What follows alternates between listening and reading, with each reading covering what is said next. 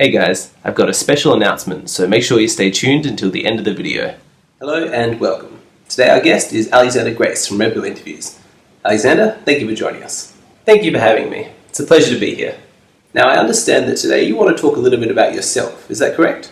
Sort of. I want to talk about the idea of a spectrum within the Red Pill community and where I sit within it, because I want my audience to have a clear understanding of where I'm coming from.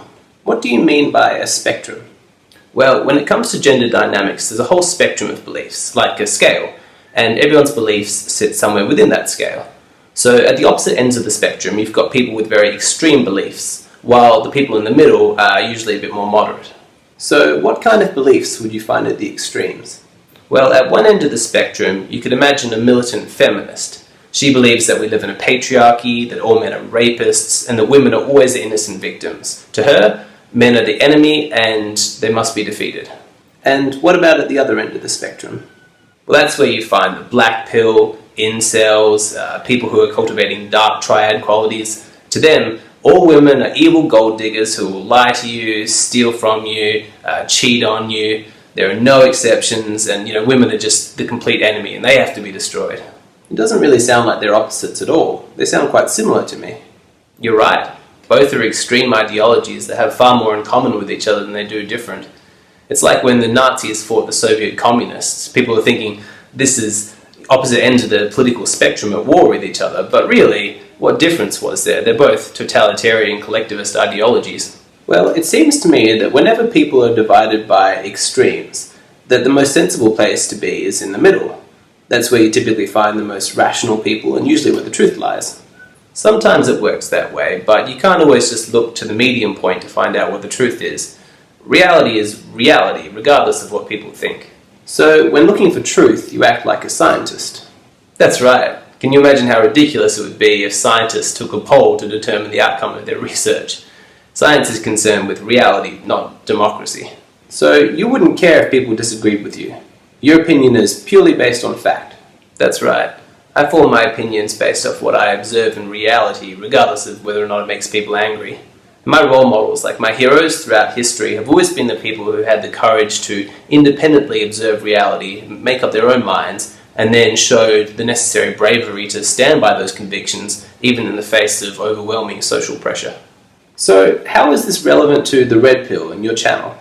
In addition to attracting a lot of positive comments and messages, my channel also attracts a lot of criticism. So I get feminists saying that I'm bitter, that I'm pathetic, that I blame all of my problems on women.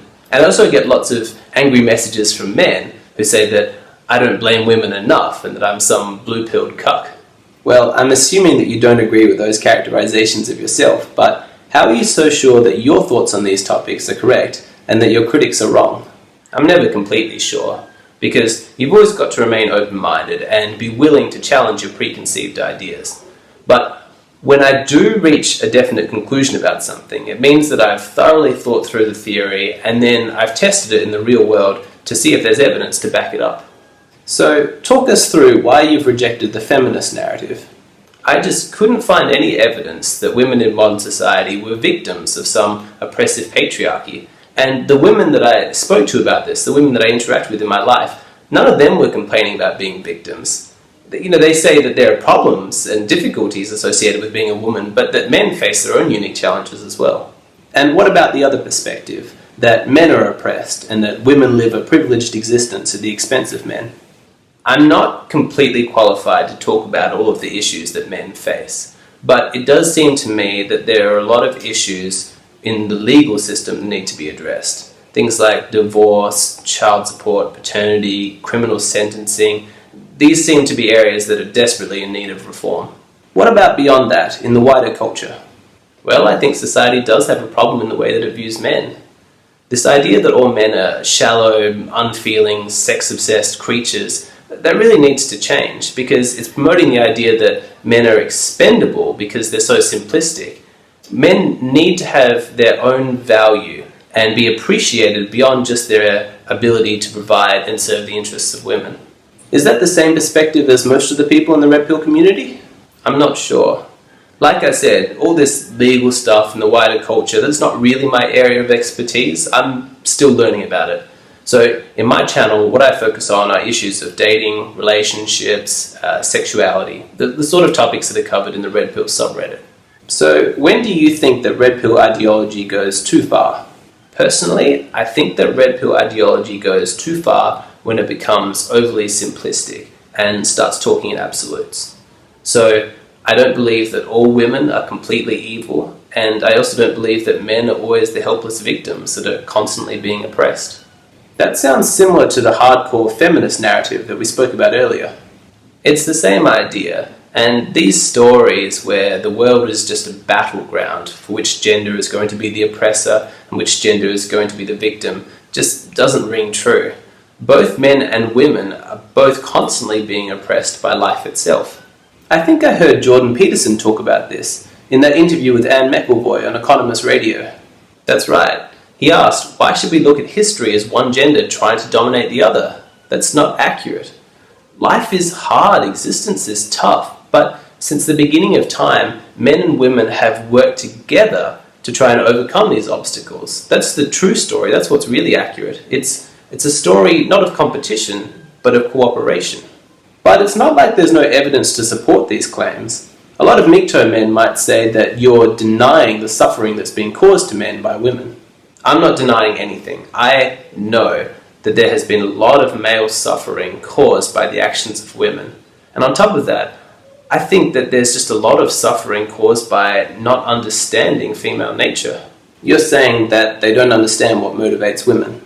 Yes, and I think that it's incredibly important that men educate themselves and become aware of the dangers so that they don't get taken advantage of. I'm very passionate about Red Pill ideas, that's why I started this channel. But if you don't deny the legitimacy of this male suffering and that it was caused by women, then why don't you join those men who just outright condemn women? It's like I said earlier, in order to endorse an idea like that, I would need to see sufficient evidence. Are you saying that you haven't witnessed male suffering at the hands of women in your personal life? Definitely not. I've seen plenty of examples of really horrible stuff. I know a guy who was falsely accused of rape. Nothing he could do to combat it, almost ruined his life. I know another guy whose ex-wife told lies about him in court, and he only gets to see his child a couple of hours a week. He's spending every dollar he has on legal fees to try and change that situation. These are people that you know in your personal life? That's right. Men I've known have been lied to, cheated on, abused, and manipulated in really dark ways. So this idea that women are these angelic and delicate beings of higher moral virtue, it's just nonsense. Women are human, they're like men. They have a dark side, and I've seen the damage that it can do. If you've seen all this, I don't understand why you're not one of those men who just writes off all women. Because it's not that simple. Sure, I've seen women in my life do really terrible things, but I've also seen women do wonderful things. I personally know women in my life who are truly honest, kind, loyal, just fantastic people. And if I was going to adopt some kind of extreme anti-woman mentality, I would need to ignore all of that evidence. So are you saying that those really hardcore men who claim that all women are just fundamentally evil are wrong? If they can honestly say that they have only ever met women who were cruel and heartless and exploitative, and they're absolutely certain that it's not a self-fulfilling prophecy, well, then that's their experience and that's valid. But it hasn't been my experience, and so I just can't adopt that sort of extreme mentality. So what exactly do you believe? I would describe myself as a red pill moderate. So I agree with the majority of red pill ideas, and I want to explore them in this channel, because for the most part, I think that red pill ideology provides an accurate map of reality. So what red pill ideas do you think are inaccurate? Well, those that don't accurately reflect my experience. So, for example, I believe that all women are hypergamous, some more so than others. But if someone was to try and make the claim that absolutely guaranteed when a better prospect comes along, your girlfriend or wife is going to cheat on you or leave you for that person, I just don't think that's true, because not all women are slaves to their hypergamy. A lot of them have much stronger instincts, rational ones, that would prevent them from doing so. Are there any other areas? Probably lots, but too many to just list them all here. But as people watch this channel and they tune into each new video, they'll get a sense of where I'm coming from. I think what a lot of people want to know is, are you a MGTOW? No, I'm not MGTOW. Learning about red pill ideas has caused me to make a lot of changes in my life, but giving up on dating, relationships, interacting with women, that's not one of them. So, are you saying that MGTOW are wrong? No, not at all. It's a personal choice, and every man has the right to draw his line in the sand where he chooses. Often it's a very rational choice for that individual. They've looked at reality and just realized that for them personally, the juice isn't worth the squeeze. So you're sympathetic to MGTOW ideas? Absolutely, I find it fascinating. Even though this channel is designed to discuss and explore the ideas specifically talked about in the Red Pill subreddit, there's a lot of crossover with MGTOW. So when do you think that MGTOW goes too far? I think that it crosses a line when it tries to proselytize and forcibly convert other men to their ideology. Anytime you're condemning people for not thinking and acting the way that you are, then that's a problem. So you don't mind them spreading ideas and information, but you dislike it when they act like missionaries trying to convert people. That's right. For me, MGTOW is best practiced as an individual choice, not used as a tool to try and shame other men into your way of thinking. Has that been your experience? MGTOW men shaming other men for not thinking like they do? Only a very small minority.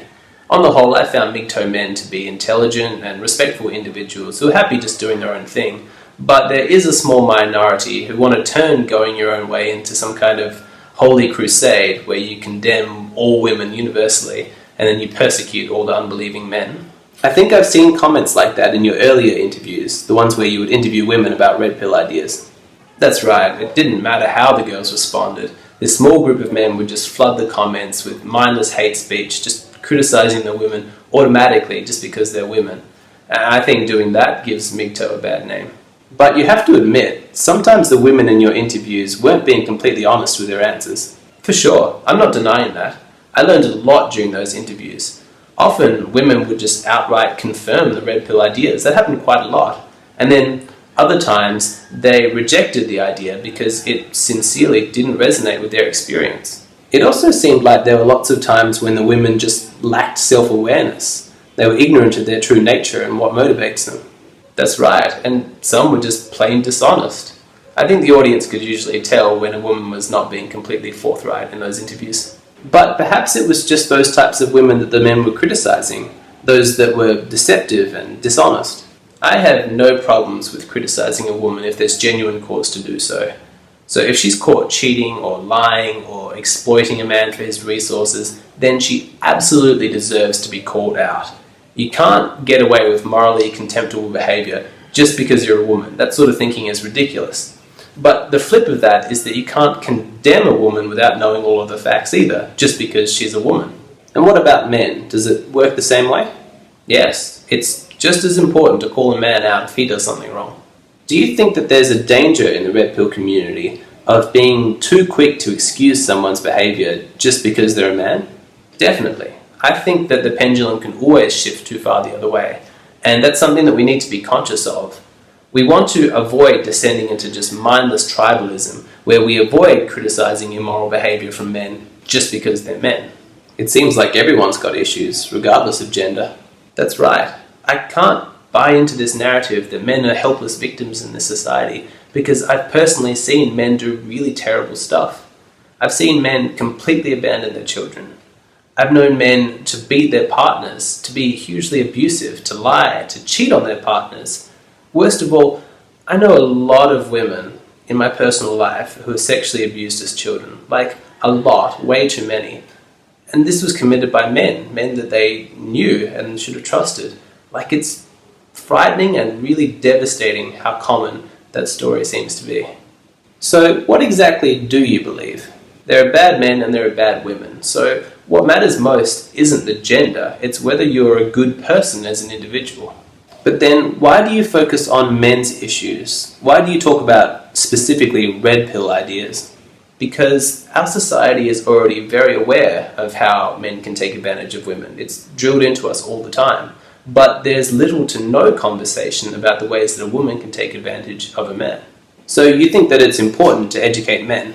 Yes, I think that it's essential for young men to understand these red pill ideas, because They need to understand female nature and what motivates women. That way they can learn to spot the red flags when they're dating and they come across a woman who they really shouldn't trust. Without that knowledge, they're just blindly walking into a trap. I suppose that most men think that women are just angelic angels, the fairer sex that can do no wrong. This is the common perception, and I believe that the culture reinforces that. It's just not true though. Like I said earlier, the psychology of women can be dark, and it's such a tragedy when a genuinely good guy gets taken advantage of. This is why I talk about these ideas, to educate men so they can become aware of their surroundings, aware of themselves and of the women they're interacting with, and so they can make better choices, informed choices, and consciously avoid problematic women. Are you sure that you're not just doing this so that men can get on top and start exploiting women? Definitely not. That's not how I perceive the red pill. Yes, men who understand these ideas will improve their lives, but they will also improve the lives of all of the women that they interact with. A man who fully understands and integrates red pill thinking will become confident, independent, self-aware. They'll learn to perceive reality correctly. They'll learn to set standards. I mean, this is a good thing. And you think that men doing this will be beneficial to women? Absolutely. Part of the reason that women are so dissatisfied is because men have become too feminized. But taking the red pill will turn boys into real men with a beautiful and powerful masculinity that women will really respond to. Taking the red pill is good for everybody. So why did you find it necessary to do this interview, to talk specifically about the red pill spectrum and where your beliefs lie within it? Because I want my audience to understand exactly where I'm coming from and avoid any confusion. So if you want to hear an exploration of red pill ideas with an aim of improving your life and improving the lives of the women that you interact with, then this is the channel for you. Because you want to benefit the lives of men and women using red pill ideology. That's right. See, the story that I want to tell is where men and women learn to understand each other, and through that they establish a means of cooperation for mutual benefit so that they can help each other in their journey through life. By learning to perceive reality accurately, we improve the lives of men and women. So what kind of people should avoid your channel? If you've already made up your mind that women are evil by nature and that any attempt at understanding their psychology in a way that doesn't instantly condemn them is a waste of time, then this probably isn't the channel for you. Are you saying that you don't want those people to watch your videos? They can watch if they like, I just can't imagine that they'll enjoy it. They'll just get angry at me for not confirming their beliefs. I would think that they'd be better off looking for different content on YouTube, stuff that's more in line with their views. Well, I'd be interested in hearing what you guys have to say. Would you describe yourself as a red pill moderate, or do you fall somewhere else in the spectrum? Are you interested in using red pill ideas to improve your life and the lives of the women that you interact with, or do you have a different goal in mind? Let us know in the comment section below. Also, be sure to hit that like button and make sure you subscribe to the channel. If you want to see more videos like this, then please consider supporting the creator. The easiest way to do that is through my Patreon page. There's a link in the description box below, and any help would be greatly appreciated. Thank you so much for watching, and we'll catch you again next time. You made it to the end of the video. That's awesome. That means you're a true fan, and you're exactly the person that I want to talk to. For those of you who have been supporting me on Patreon, you know that it's been my dream to use the money that I make from this channel to support myself. Now, obviously, living in Australia, that's quite difficult because it's a Western country and the cost of living is quite high. So it's been my plan to move to Bali in Indonesia. My big announcement is that I have made it. I'm here in Bali, and I just wanted to say thank you to each and every one of you who supported me. This channel makes money in a couple of different ways. YouTube pays me so that they can run ads over my videos, and even though you don't make much from that method, every little bit helps, and as long as you're sensible with the money, you can make it go quite far. This is my bedroom. It's small, but it's comfortable. It's got air conditioning, and most importantly, it's got really fast Wi-Fi. Allowing YouTube to sell ads over my videos pays for my accommodation costs, but it's not my only source of income. Every single month, I get a payment from my supporters on Patreon, and that's really valuable because it's a fixed amount that I know I can count on. Selling ad space on my YouTube videos is never consistent though, and it varies a huge amount based on the performance of each individual video. What's great about Patreon is that it's fixed and it's reliable, and so if you're one of my supporters on Patreon, I really cannot thank you enough.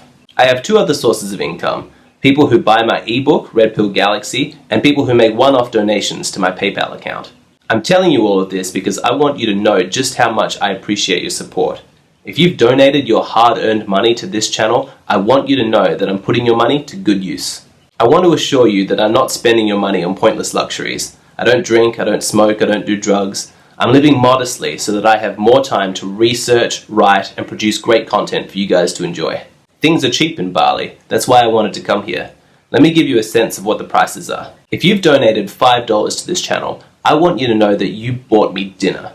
And I'm not talking some cheap Indonesian meal on the side of the street. I mean a full Western-style meal at a fancy restaurant. Last night, I spent somebody's $5 donation on a full Mediterranean pizza. It was delicious, as good as anything I've ever had in Australia. And while I'm eating that meal, I'm thinking how grateful I am for the support of that person.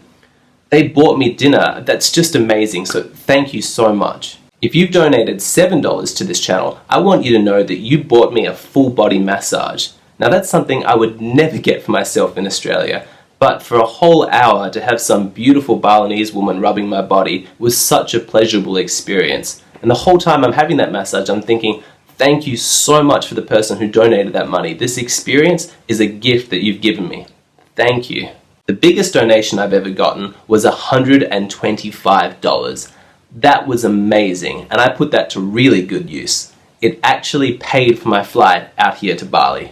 I waited and waited until I could find the best deal that was available. And so for the person who gave me that money, thank you so much. So I want you to know that if you're one of those people who made a financial donation to the channel, you have my deepest appreciation. And if you watch my videos but you can't afford to make a donation, don't worry about it. I get it. I'm not a wealthy guy and there's a bunch of content that I watch on YouTube and I don't contribute anything. I would like to be in a position where I could support more creators on YouTube, but for me financially it's just not practical right now. There is one travel vlogger who I've followed for a long time and I did buy his guide to Bali, but that was more out of practical self-interest. Just know that if you're watching my videos and you're sitting through a couple of ads, then you are supporting me.